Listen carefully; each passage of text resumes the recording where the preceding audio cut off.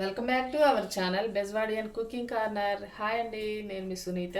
ఈరోజు మన వీడియోలో కోడి కాళ్ళ సూప్ను అయితే ప్రిపేర్ చేసి చూపిస్తానండి. మన చర్మానికి బోన్స్కి కావాల్సిన కొలాజిన్ అయితే అత్యధికంగా ఈ కోడి కాళ్ళల్లో ఉంటుందండి. అందుకోసం దీన్ని తీసుకోవాలి. నేను చేసిన విధంగా ఈ రెసిపీని అయితే తప్పకుండా ట్రై చేయండి. మన ఆరోగ్యానికి చాలా మంచిదండి. ఇప్పుడైతే ఈ కోడి కాళ్ళ చారువాని ఎలా చేయాలో చూపిస్తాను. కోడికాళ్ళని ఇలా వేళ్ళు లేకుండా వేళ్ళు కట్ చేపించి ఇలా తీసుకున్నానండి. మీకు ఇష్టం ఉంటే ఆ వేళ్ళతో కూడా వేసుకోవచ్చు అనమాట.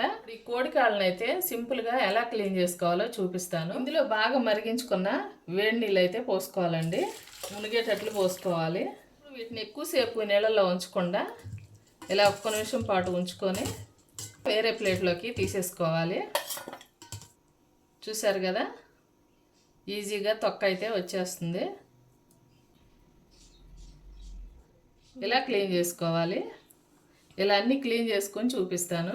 ఇప్పుడు ఇందులో కొంచెం ఉప్పు, కొంచెం పసుపు వేసుకొని మళ్ళీ నీట్గా 2-3 సార్లు క్లీన్ చేసుకొని తీసుకొస్తానండి.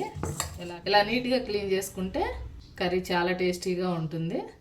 ఇప్పుడైతే కర్రీ ప్రిపరేషన్ చూపిస్తాను. ఆయిల్ వేసుకుంటున్నాను. ఆయిల్ అయితే వేడైందండి. ముందుగా ఒక ఉల్లిపాయని సన్నగా తరిగి పెట్టుకున్నాను. ఈ ముక్కలు వేసుకుంటున్నాను. అలాగే 3 పచ్చిమిర్చి, కొంచెం కరివేపాకు, వీటిని దోరగా ఫ్రై చేసుకోవాలి. 1 స్పూన్ అల్లం వెల్లుల్లి పేస్ట్ వేసుకుంటున్నాను. పచ్చివాసన పోయేంత వరకు ఫ్రై చేసుకోవాలి. ముందుగా క్లీన్ చేసి పెట్టుకున్న కోడికాళ్ళు అయితే వేసేసుకుంటాను. ఈ కోడికాళ్ళల్లోనే కాకుండా మేకకాళ్ళు ఉంటాయి కదండి, ఈ మేకకాళ్ళల్లో కూడా ఈ కొలాజిన్ అనే ప్రోటీన్ ఎక్కువగా ఉంటుందన్నమాట. కొలాజిన్ అనేది ఒక జిగురు లాంటి ప్రోటీన్ అండి. ఆ ప్రోటీన్ అయితే ఎక్కువగా వీటిల్లో ఉంటుంది. అలాగే మేకకాళ్ళల్లో కూడా ఉంటుందండి ప్రోటీను, కానీ అత్యధికంగా ఈ కోడికాళ్ళల్లో ఉంటుందన్నమాట. ఇలా నీట్గా కలిపేసుకున్నాను కదా, ఒక 5 నిమిషాల పాటు ఉడికించుకుంటాను. చక్కగా ఉడికినవి. తగినంత ఉప్పు వేసుకుంటున్నాను, కొంచెం పసుపు, తగినంత కారం వేసుకోవాలి. ఇప్పుడు ఇందులో మనకు తగినన్ని వాటర్ పోసుకోవాలి. నీట్గా కలిపేసుకోవాలి. ఇప్పుడు ఒక 10 నిమిషాల పాటు ఉడికించుకుంటాను. చూసారు కదా, చక్కగా పులుసు అయితే మరుగుతుందన్నమాట. 1 స్పూన్ గరం మసాలా, కొంచెం కొత్తిమీర కూడా వేసుకుంటున్నాను.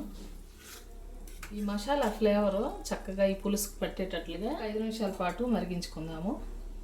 ఇదిగోండి, ఈ పులుసు అయితే చక్కగా రెడీ అయిపోయింది. ముక్కలు కూడా నీట్గా ఉడికిపోయాయి. నేను వాటర్ ఎంత వేసానో చూసారు కదా, ఇప్పుడు సగం వాటర్ వరకు మరిగినాయి అనమాట. వేడివేడిగా కోడికాళ్ళ చారు అయితే రెడీ అయిపోయిందండి.